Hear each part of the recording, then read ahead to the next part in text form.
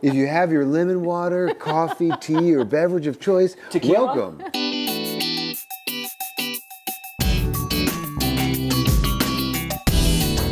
Good morning, team. It is Tuesday, November 30th. Thank you so much for joining us. I'm Amy Core, and I'm joined by Kevin Van Eck and a few others.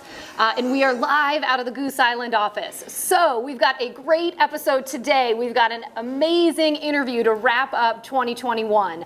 And so grab your coffee, right, Thad? Right. Power smoothie, tea, lemon water. That's Thad's favorite. And Mike, what are you drinking? A little lemon water. A little lemon water, and Kevin, he's always got coffee. But let's jump into the latest episode of Coffee with Amy and Kevin. Yes, good morning, Amy. Good morning, everyone. Thank you so much for joining us.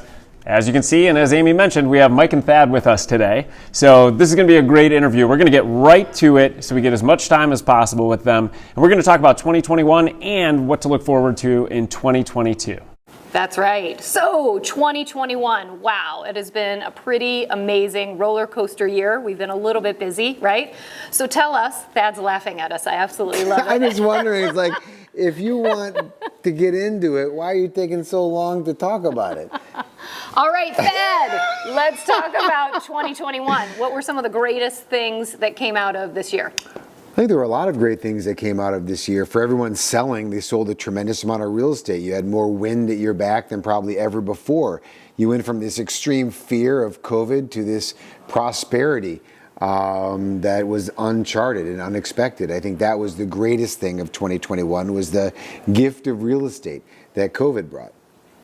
And Mike, what do you think about 2021? You know, sort of to add on to what Thad said, I think part of the cool part of 2021 was that, 2020, the second half of 2020 was just amazing rush of real estate sales. But no one really knew if it was just a sort of flash in the pan, going to happen quickly and then be over, or if it was going to show that we had a sustainable growing real estate market. And I think 2021 really showed that. It really showed that our market has legs and that the people's value of real estate in their home is here to stay and is not going anywhere quickly. Yeah, I think also rolling out some of the things we came up with in shelter in place, like the new signs were a big hit in 21, the new listing presentation, that was a big hit. The DLP, which I think is number one above anything else because it's a true point of differentiation in the market. More people were using the interactive CMA, the open house tool, all the advancements to the efficiencies of platform. I think that efficiency on the back end, making agents able to operate more seamlessly as their volume was growing, those two things working in concert was cool. Yeah. And also we did some more cultural things. We couldn't have big get-togethers, but we did some fun small dinners, and we've done some things locally to give people a semblance of culture, to keep it alive at the pace or at the size that we could. Right. So in 2022, moving forward, you talked about the flash in the pan. Hold on, I want to show everyone this. If you come to Peoria, check this out. How many of you are left-handed? Well, 90% of you are right-handed. So when you drink with your right hand, you look at the logo, so you only brand to yourself. So I'm wondering who bought these mugs and how much did we pay for them? Because this is pretty screwed up. I'm relatively sure that Thad bought these mugs on sale. That's why Mike's holding his like this. Hey, we always drink our coffee like this. You need the logo to wrap all the way around. However, That's expensive. If you are a lefty, you can come to Peoria and take as many mugs as you'd like for your Take them collection. home. If you're a lefty and you want 4 for home, we got plenty for you. I find it more likely that Thad ordered the right-handed ones and Mike saw a discount and checked the box for the left-handed ones. So for 2022, if someone missed an opportunity this year, didn't feel like they did everything they could, what are their next steps going into next year? Well, I think without a doubt, doubling down on your marketing and making sure you have a great plan going into 2022 is critical. We've had a great run. People have been flying high. Volume has been up. I think I looked at the numbers recently. The closed volume in 2021 is going to be basically up 50% from 2019. So we had an incredible run of the marketplace. Not sustainable long term to see that kind of growth. So I think if you want to continue to see your business grow, you need to have a plan and you need to make sure that you are taking advantage of all of our marketing tools and you are spending your time getting out there, getting in front of your clients, and preparing for what we think is going to be a really strong market in 2022. Yeah, I would say what is the one thing that people felt like they didn't do a good job of in 21 were relationship maintenance, because they were so busy, you were running around servicing your business. And my only fear is that usually when people are running around servicing their business, they drop off on doing everything Mike was talking about, marketing. But you have these A people that want to have some sort of communication, especially with the stage we are in of COVID. You reaching out to them, stopping by their house, dropping by a gift, meeting them for coffee, and valuing them personally, something that you don't ever have time for when you're really busy. If you can do that over the next 3 months. And I would say number 2, the Christie's deal is a big deal, and leaning heavy into that, because from a luxury side, a lot of things trickle down from luxury. So being able to attach yourself to some degree of that announcement more clearly to your sphere would be helpful. Yeah, I also think, as Thad pointed out, while everyone was busy, people also used the COVID excuse to not spend as much time interacting with their clients. Now that things are getting back to some level of normalcy, there is an opportunity to actually see people in person. I think you should really be looking to make efforts to, whether you stop by or you at least find ways to interact with clients who are comfortable with you coming by, because that personal interaction is so critically important for maintaining your relationships long term.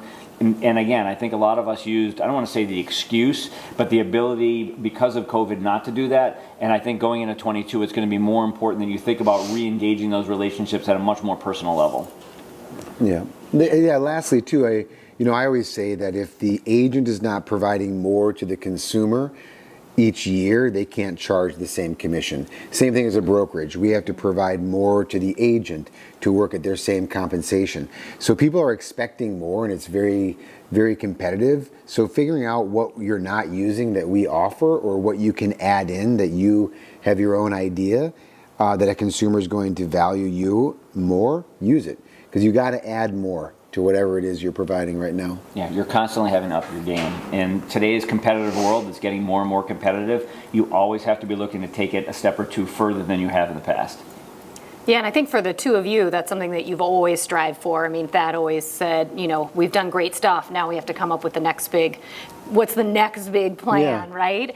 And so 2 weeks ago, huge news about Christie's, which I think, people were blown away about, and it's super exciting. And you just said agents should really think about leveraging that new opportunity. So tell us, how did it happen? I think, you had even said, I think you thought it was such a small chance for this to actually come to fruition, but now here we are. I didn't think that we would be in the running, but I thought it would be a great exercise to try to get there, because it would show us, we would have to dig so deep in the explanation of everything that we have. We would have a greater understanding of who we are and what we're doing, and that often brings out innovation. So if anything, I thought it would give us new ideas from marketing, technology, training and coaching. But it turns out, and it was a very competitive process, what they saw is that they would have the greatest likelihood of strengthening their current affiliates if they would add more value. And I think the other companies looking to acquire it didn't have value. They were probably the bigger legacy brands that were interested in them, that were kind of doing it the same old way. And what they saw is that if we were able to offer their affiliates platform and marketing systems that were integrated, and training and coaching, that they would be offering their current network more true value, and they would not only retain and be able to grow. And so that was probably the coolest part. And the best part is that they have a whole team that is learning about all of our systems and figuring it out, how to integrate that with their network. And we brought in then a much larger network, more revenue to invest in technology, and a great value proposition when you're going up against, I'd say, Sotheby's on luxury, because that would be the only thing a seller would list with Sotheby's for, would be that international luxury network. Now you have it, and it's much larger. Yeah, well, I feel like what I saw out of this, and I had said actually to an agent, is you were almost like an agent going on a listing presentation. Yeah. That's what it made me think of. And I feel like you had said, look, we have one shot at getting this. It might be a long shot, but you did everything in your power to get them to say yes. You created a video. You actually created collateral for them and had it flown and dropped off to the executive board. And then you asked for an in-person meeting, right? It's like steps that maybe the competition didn't take. That's so funny. I didn't even think about that. And Did you? I felt like you it are was exactly just right. like a listing presentation when we say to our 100%. agents, like, you got to give it 120% and stand out and be different. So It was the biggest listing presentation of our lives. Yeah. But when you take a step back, we did not treat it any differently than we would advise any agent treating a listing presentation. We just spent a little more money on some of the pieces that you would otherwise spend. But it was the same idea. If you're going for a big listing presentation, you have to pull out all the stops. You have to do things that your competitors aren't going to do to show them why you're the person to choose. And that's what we did. Yeah. We pushed everything. Dad and I talked a lot about this before in the beginning, because he did say for the first time ever, oh, we're never going to get this, which is never what Dad said. We're always going to win. But he said, no matter what, we're going to do everything that we possibly could to give us the best chance to get it. And if we get it, it's going to be awesome. And if we don't, we at least know we did everything possible. And we really did. And we really thought out of the box, created some unique and different things, and showed them our creativity and showed them why we would be the best partner for them for the long term. Because as Dad said, it's not even just growing the value for the current affiliates, it's really the opportunity to grow the network even larger. It's already a huge, we have over 100 affiliates right now internationally. It is going to be the largest real estate network in the world at one point as we continue to grow it. And that opportunity is there because of the engine we have coupled with the brand that they have. And the luxury side of it, when we thought about, what we have is we have the best of everything. And we have the best brand locally. But if you go anywhere outside of Chicago, they don't know who App Properties is. So you guys remember on the North Shore or the western suburbs, or if you were with us back in the early 2000s, explaining the company and what it stands for was difficult. And that's a big uphill battle. But when you say the word Christie's International Real Estate alongside our brand, locally, that gives you a huge leg up. Now, if you're in Washington, D.C., Beverly Hills, anywhere else that they don't have any familiarity with App Properties, what you're able to give people there is they say, I'm with Christie's International Real Estate. That gives the credibility to the consumer, and they have all of the back-end platform infrastructure that we provide, so they have the efficiency to operate their company. So it's cool, and it's going to also, everything starts in Chicago, so the benefit to you guys is a lot more revenue being invested in marketing and technology, so you will see faster rollouts in the things that we're doing. I think you'll see greater innovation in things that we're trying that will work around the entire world. And so I think it's pretty cool that we bring this to Chicago, because this is where everything is going to be starting from.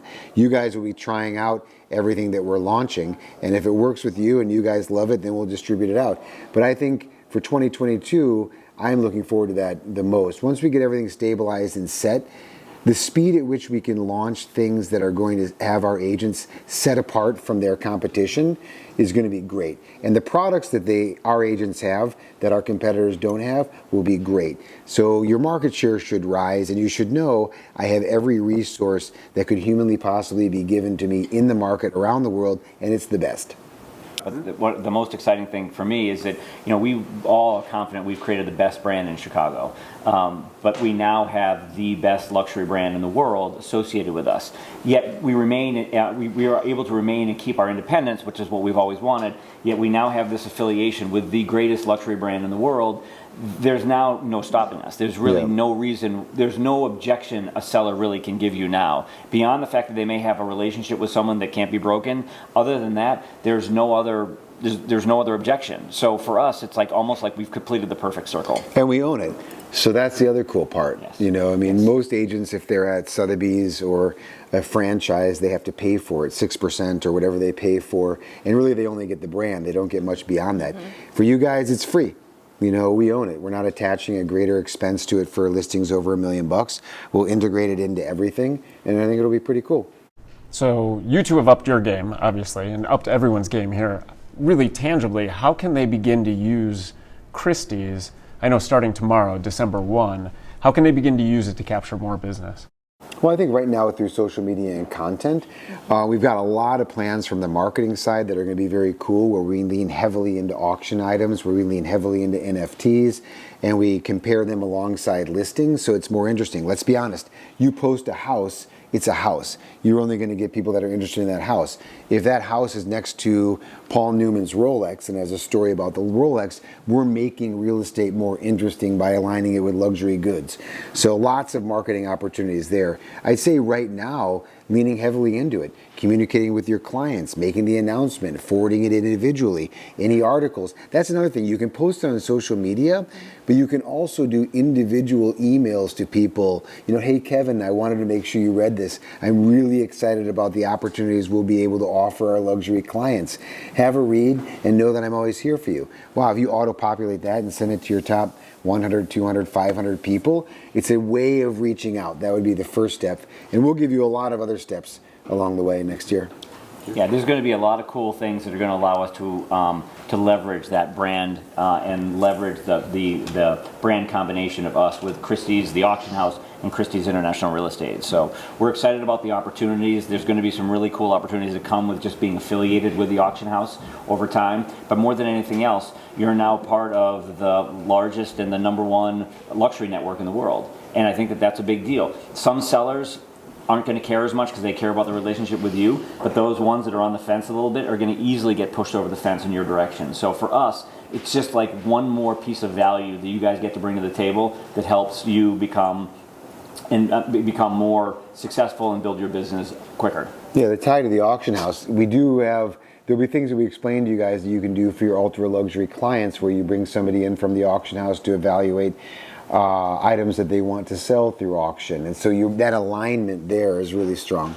Yeah, and it's a revenue stream too. Yep. That now for people who deal with the ultra luxury clientele who are selling through the auction house, we can bring them into the Christie's auction house network, and you can actually receive a referral fee from the pieces, the artwork or the wine or the pieces that they sell. So it actually can create an additional revenue stream above and beyond all the other value.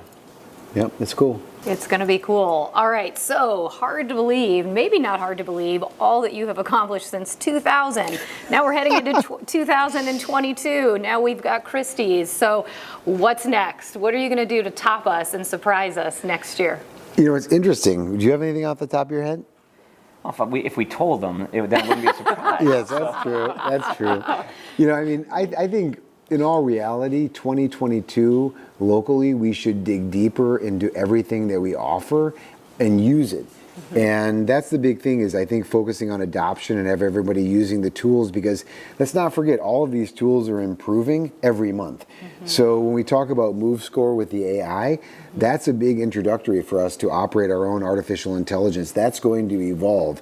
And with the digital listing presentation, each of these things, if you're using them now and getting involved, they're all going to improve. So waiting and not understanding how that's going, that would be a waste. But I think that 22 will be a very, very strong year for us. I think that people will be very happy with the upgrades and everything that we unveil. And I think we need to dig deeper locally into having greater market share. And you do that by providing greater value.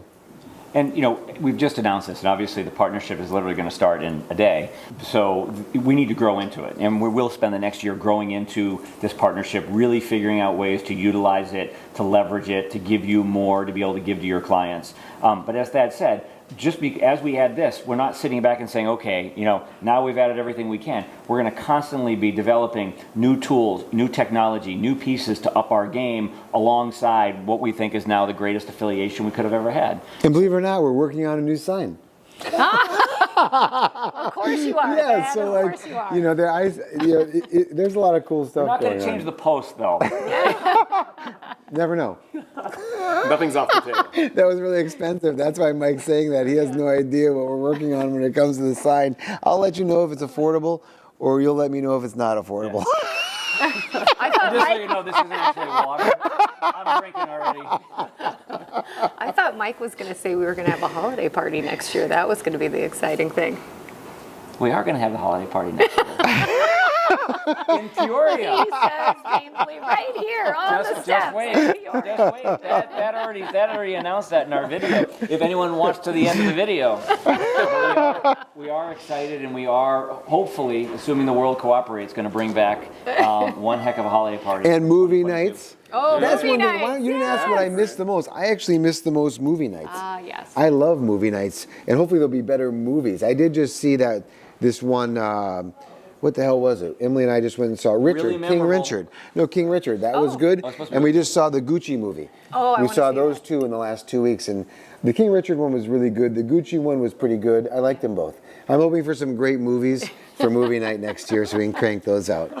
Mike, what do you miss most?